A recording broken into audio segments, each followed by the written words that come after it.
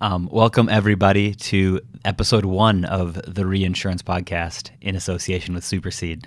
We're super excited to be putting this on and exploring where we take this, but this is episode 1. I'm your co-host, Jerad Lee. I'm here with my co-host, Ben Rose. Ben, say hi to the team. Hello, everyone. I'm so excited, by the way, just to be here on episode 1 of our own podcast. This is good fun. Yeah, we've not done this before. We were guests on 7 podcasts last year. Yeah. But always, that sort of welcome to Supercede introduction, that same episode on 7 different podcasts. But now we get to go a bit deeper into the magical world of reinsurance. Well, I think that was the thing that really interested us, was this idea that telling the story of just us over and over. And I think a lot of those podcasts, especially in our industry, bring on companies who just talk about what they do for half an hour. It's like a little promo. And there's not a sort of diving deeper into sort of what's happening across the industry and other things. And, you and I met doing strategy consulting for reinsurance. And the industry has fascinated us both. And so much of that just sort of doesn't get touched in this kind of forum. And what we want to do, I think, a bit here is spend some time like just exploring what the industry is doing, what we're seeing happening from our experiences. And yeah, absolutely. And I think it's funny, actually, I was searching through, where do you get your podcasts? I was looking on Spotify and on the podcasts app, and I could find, when I searched reinsurance, amusingly, a few music tracks that were called reinsurance. So I don't know whether those artists were from the industry or just thought it was a cool word, or who knows. But most of the podcast content was like a single episode where it's like demystifying this strange industry that nobody's heard of, but attached to a broader finance podcast, or as you say, a tech podcast, or some of the really good podcasts we've been on. Because again, whilst we are saying we don't want to do the introducing Supercede again for another podcast over and over, we have had some really good podcasts that we've been delighted to be a part of in several continents and several completely different settings, which have been great fun. And we will take inspiration from them. And this is the fun part. Again, talking about the exciting bits, we've got to work out gradually. I don't think we're in a hurry. We've come as unprepared and spontaneous as possible, but over time we get to sort of establish a format. We might start having guests, games, a something of the week, a raffle. A raffle. What's a raffle? A raffle. Oh, a raffle. The reinsurance raffle or the reinsurance raffle. We could do both. That was one of the names, Rabble. Do you remember Rabble? Yeah. We should mini background story. So everybody listening here probably knows. We'll introduce ourselves properly at some point, but Jerad and myself are the co-founders of the reinsurance startup. Yeah. I'm going to say, I almost said a reinsurance startup. The reinsurance startup, known to us all as Supercede, but a long time ago we were actually called Riskbook. And for a variety of reasons, we ended up rebranding as we expanded our proposition, and we did consult a really good branding agency, actually, for some name ideas. And one of the things they suggested was Rabble, the place where we could bring together all that rabble of the reinsurance community, which we thought was maybe not as complimentary as it could have been of the characters in our industry, but it was a cool name. It did sound kind of like bringing together. It harkened an era of sort of Roman debates. That was the company formerly known as Meta did not like our company, formerly known as Riskbook. Jerad, we're not allowed to talk about that. It was because we were expanding our proposition, and only because of that. What does reinsurance look like in the metaverse? Should we go after I almost think that could genuinely be an episode, although I guess it's one of those challenging ones where you're sort of stuck working out what insurance will be first and then thinking about what reinsurance will be. But this reminds me, actually, one of the game ideas. I went for dinner yesterday with my brother and his partner, and they've, since that rebranding conversation a long time ago, I have been pushing for us to be called Frisk Risk for some absurd reason. They find it very entertaining. And on finding out that Supercede had become a household brand and was not going to change its name to Frisk Risk, they're proposing any opportunity to get that name out there, and they've proposed a game called Frisk Risk, which is that each podcast episode I could bring you some risks, some made up and some real, and you have to frisk the risk and work out which ones are the made up risks. So we could do things, like are reinsurers actively thinking about the metaverse? That could be a risk. Or is Taylor Swift going to launch a new song called 2022, etc.? Who knows? And you'd have to distinguish the real risks from the fake ones. I'll do terribly at this. You'll love it. I'll get it wrong almost every time. We could even pause occasionally so the audience can play along, but not for too long, as silence is the enemy of good podcasting, I hear. But yeah, all sorts of ideas. Anyway, we should probably talk a bit about ourselves and who we are before we ramble on forever. We're running the Reinsurance podcast. I feel if we don't give at least some context as to why we know anything about this space, and not just knowledge. I think this is important. Why we love reinsurance so much as well, because we're not just experienced. We're enthusiastic to the point of absurdity, I would say. I don't know if there are any two people who love reinsurance more than we do. But if you're out there, come let us know. We'd love to meet you. And they can email us at podcast@supercede.com, which will be set up by the time they listen to this. Excellent. Yes, we should do that. But Jerad, tell me about yourself, because I have no idea who you are. And I would love to know how on earth you got into reinsurance and ultimatally, Well, and I'm obviously the American voice on this podcast to my British colleague here. I started my career in the U.S. working at Aon Benfield, and then moved to London 9 years ago now. Became a citizen this year, as you know. This is true. Got your little British flag. Yeah. It was a celebratory day.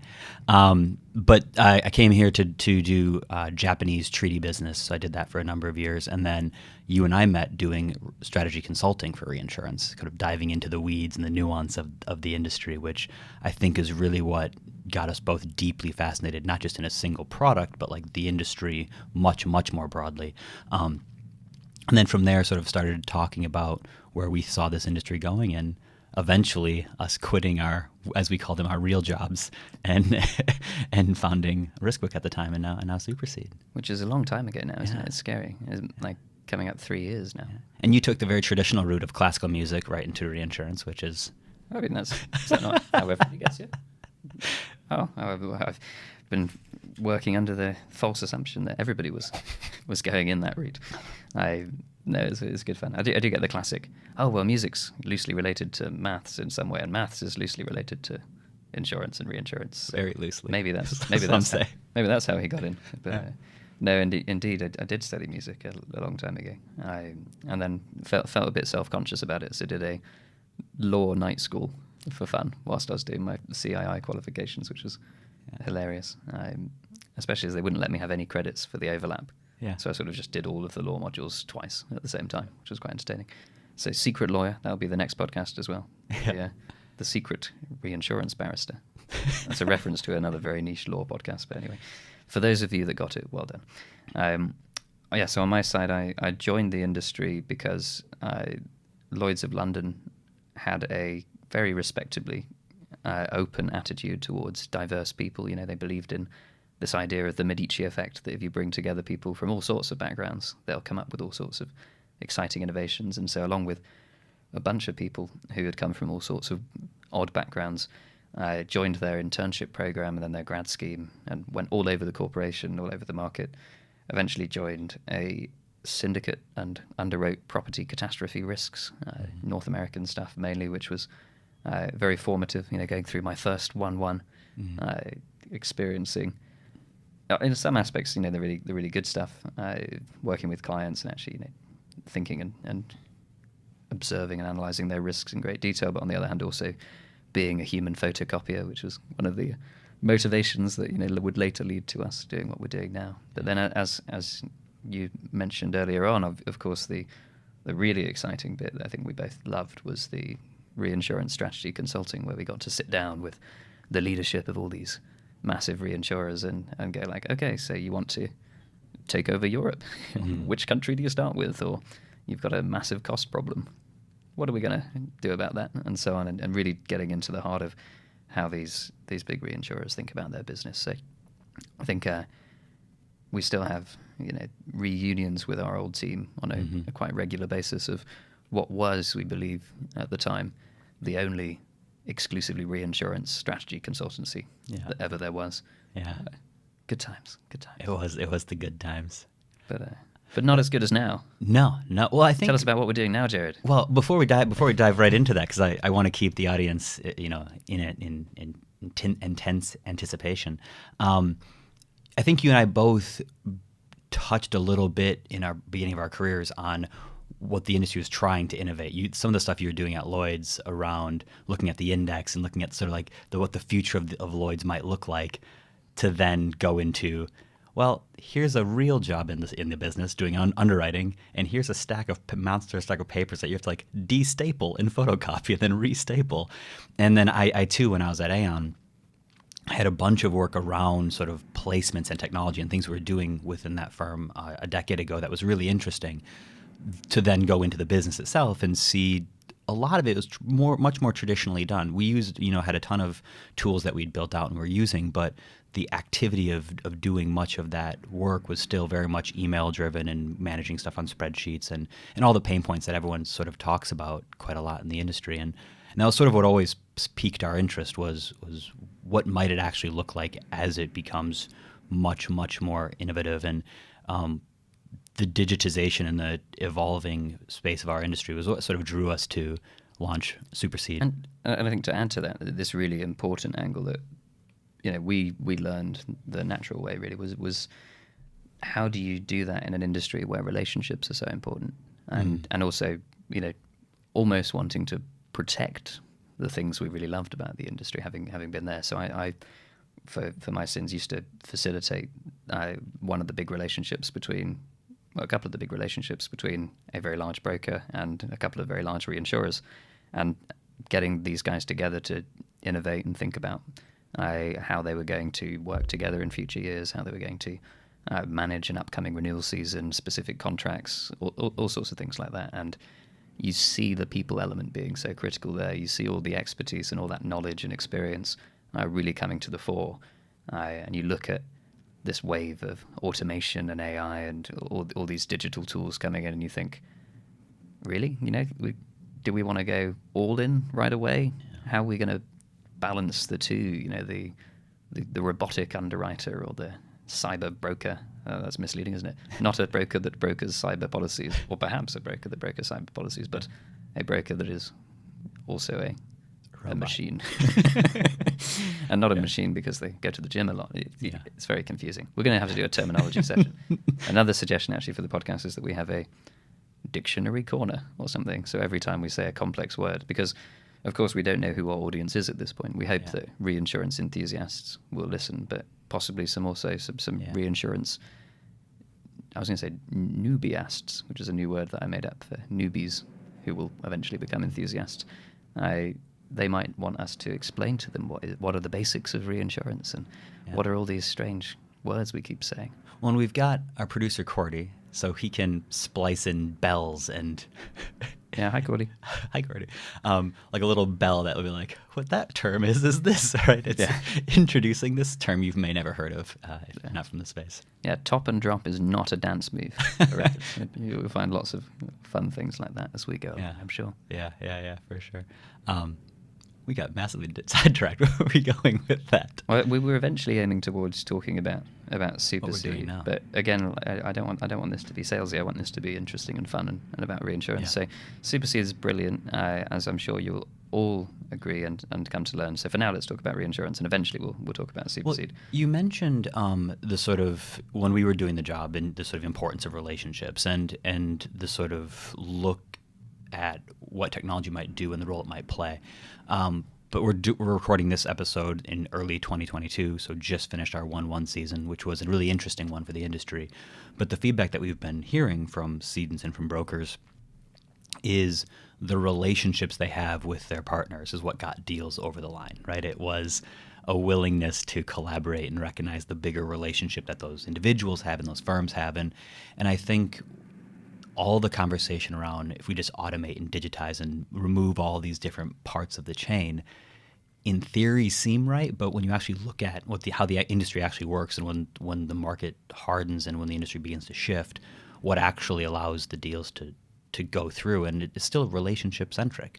And these are big entities who have long-standing relationships with each other. So it's something that we care a lot about, and hopefully we'll have some guests who come in and chat about these things too with us. Yeah, absolutely. And I think we go back in time to the very early days of Supercede when we were trying to work out how we facilitated this. I think one of the ideas that really excited us was this first buzzword. Are we ready? Idea of hyperconnectivity, which was how do we leverage the internet effectively, which is a funny concept, but how do we leverage the internet, which has been around for a while, in our industries, so it's such that people's relationships aren't constrained to a small area. I always found it really funny when they introduced, a number of technologies designed to help facilitate relationships within the square mile, like the one place where you can actually just go and walk over and see everybody. There's a limit to how useful that is, especially for people only trading within the London market. But we have the privilege of being in the reinsurance industry where everything is global. I mean, Jerad, you were a Japan reinsurance broker mainly, but from London. I was writing US risks, but from London. Yeah, we're very global as an industry, so it actually makes sense to use the internet.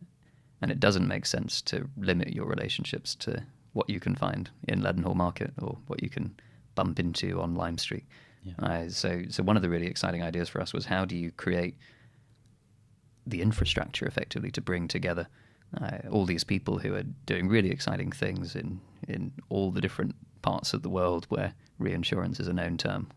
So we are very excited, I think, to have started us in the direction towards using technology with relationships as a privilege, but I always listening for other people's views on how that should go as well. Again, this is exciting.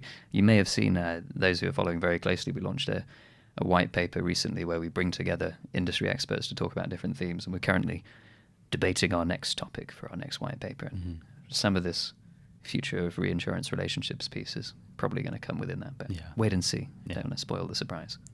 And we might touch on the white paper in a future podcast episode too, the various ones that we put out. We've done 2 at the moment, so we might touch on some of those things. It's just more general topics.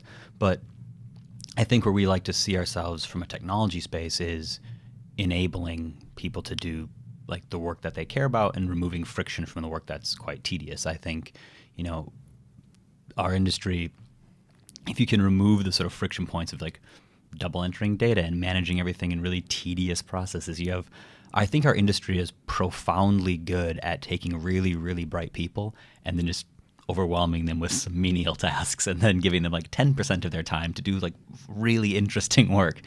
And I think at the core of what we're trying to do is let these really smart people spend 90% of their time doing really interesting work, and then every once in a while have to do some more menial tasks. So at the center of our thesis, it's just that across everything in the reinsurance space.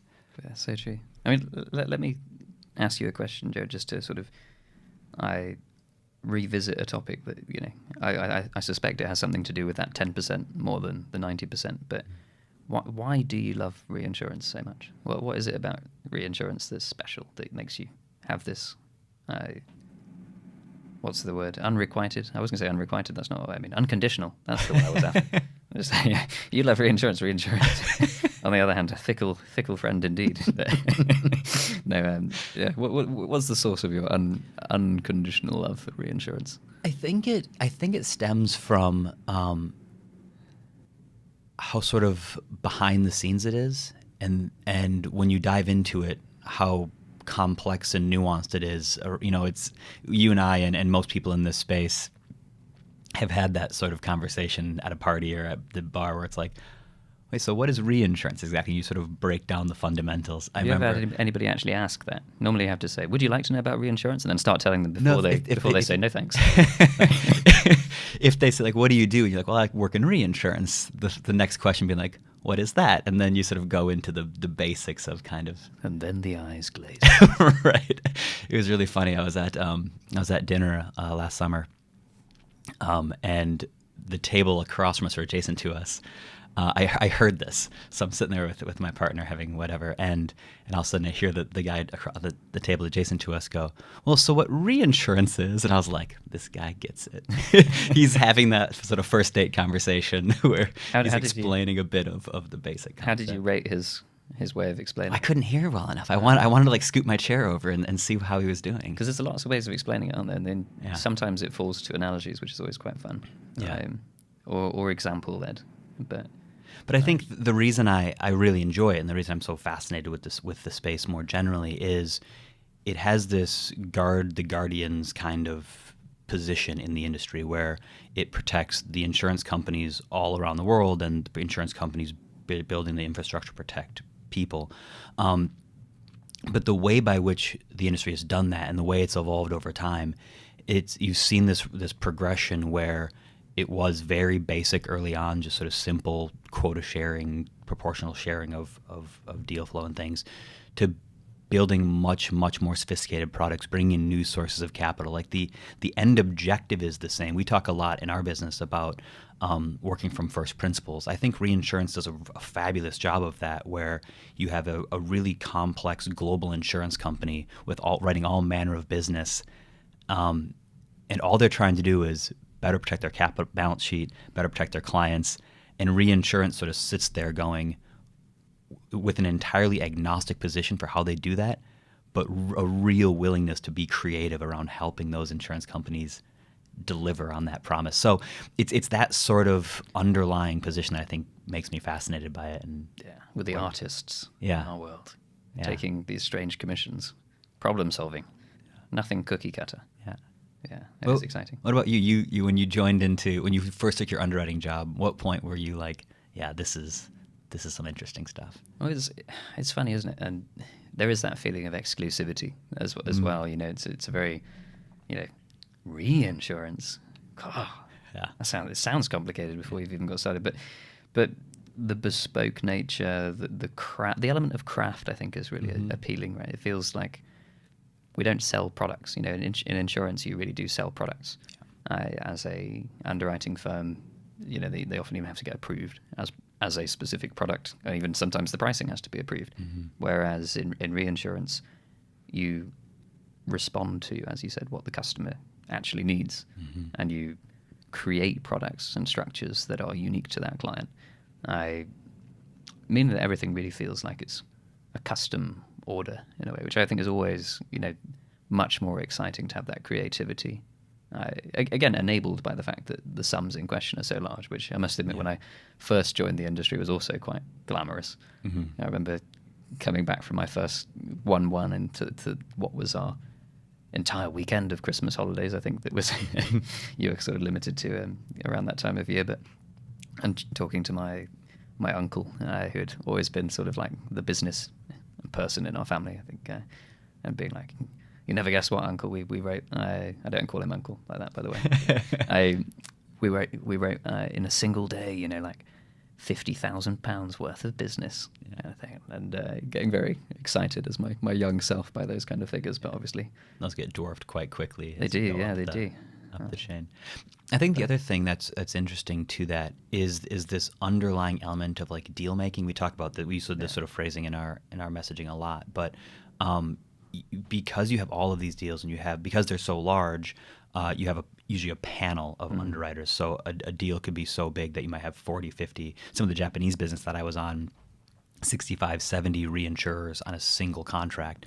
But with that comes this sort of aggressive maneuvering of parties and leaning on relationships, and it's that. So it's step one is understanding the client's problem. Step two is building these bespoke solutions to help solve that problem. And then step three is this environment of relatively aggressive deal making and jostling of parties and negotiating amounts that they're going to get in exchange for other things. It's a end to end, it's a fascinating process, and I think every component has its own interesting elements to it. And it's funny that this analogy may come up a few times as we draw closer to August, at which point I'm, all being well, getting married.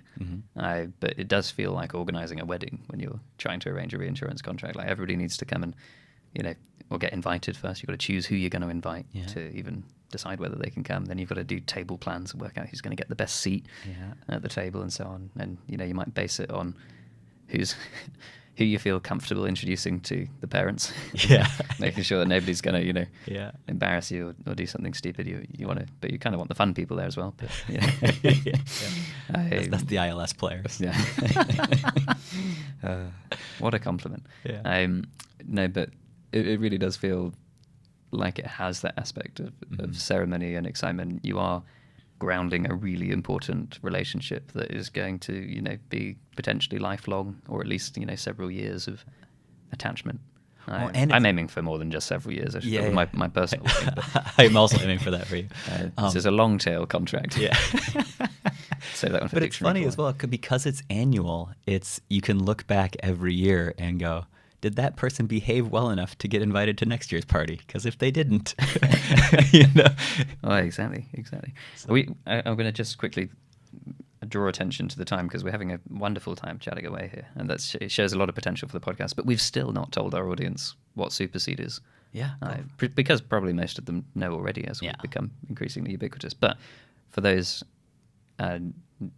enthusiasts that I combined with newbies, but I can't remember what word I invented, we should probably give them some basics around what we actually do as Supercede. So do you want to have a crack at throw you under the bus, describing what we do in a sentence or two, in a tweet? Yeah, we can refine it as we go through. We can gradually add more detail. Well, and I mentioned a bit earlier, we are at our core a reinsurance technology company, and we sort of see ourselves providing technology solutions for all parties in that chain. So it's reinsurance brokers, reinsurance underwriters, who we help connect through placement platforms and deal flow and things like this. And then the cedents, who are sort of the ultimate player in this space, who are the buyers of reinsurance. And it's our ability to support them with preparing, cleansing, organizing their data, and then connecting them with their broking partners, improving the efficiency there. But as we continue to expand our business, it's building technology that supports all three of those parties to work harmoniously together. We've talked about and mentioned a bit earlier, but the industry is sort of a blend in a tripartite agreement and arrangement between those three parties. And, everyone seems to have built tech for one of them, right? But ignoring the fact that everything gets shared between other parties. Like every single activity that happens in our space happens between at least two people. Right? A contract gets signed and should be seen and agreed by both parties. That premiums and claims get paid between parties. Like things get negotiated. Like nothing happens in isolation. Yet everyone builds tech for like one of the parties, which never really connected with us and sort of was the center of what we set out to do. Yeah, no, absolutely. And I'm going to just, in case we do have people who are completely new to Supercede on there, I'm going to ask some really basic questions that obviously I know the answer to, but hopefully anyway. What is Supercede though? Is it a platform? It is a platform. I give it the game away. But what does it look like? How do you use it? Where do you find it? What is it? So it's a web application you can find at supercede.com. There we are, website address. Let's add that to the notes. Plug number one. We'll put that in the notes on the podcast. Which consists of a professional network where brokers and underwriters can articulate their appetites.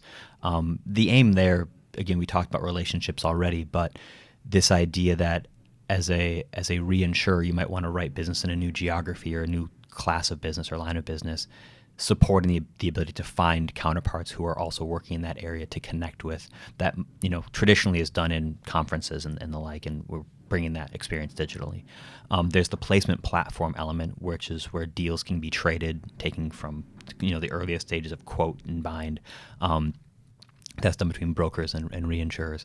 And then we have a sort of a data cleansing tool that we've built that helps cedents and brokers prepare digital submission packs. So the work that we've done as brokers, and we'll talk about this, I'm sure, on other podcasts of horror stories, but work that we would do as brokers, organizing all of the clients, the cedents' underlying data into spreadsheets that we would send off. We've built technology that digitizes all of that, which not only makes it faster and easier to get comfort in what that data looks like, but also makes it far easier for the reinsurers to digest and turn around pricing and those types of things. So those are sort of the three main areas we play in at the moment. But as our platform continues to grow and evolve, we'll continue to build new tools and technologies supporting those three parties. Makes sense. So I guess to summarize, as a cedent, and I guess as a cedent, so as a whole company, as a ceded re-team or as a buyer, I can log on if I'm a broker. I can log on if I'm an underwriter in the reinsurance world. I can log on and effectively manage the data, the deals, the people, all of the interactions I need. Exactly right. In a single online space in the cloud, very secure, where you can effectively trade with each other and manage all of the things that typically at the moment get done in bundles of paper and emails and spreadsheets and so on, but bringing that into a much more efficient repository. But yes, I'm sure that all of our listeners will get to find out a lot more detail as we go through, although point of the podcast is very much to talk about reinsurance at large, so we'll probably only touch on Supercede when it comes up, which will be frequent, maybe. We'll see. Questions people want us to dive into, I think, are we solve problems based on what the users are asking for. So I think for this, we should answer questions that people are interested in learning about. So we will leave some of this to the mercy of the feedback that we get and what people want to know about. Brilliant. Well, I think we're coming up to time, so I guess maybe a quick preview. Any ideas about what we're going to talk about next time?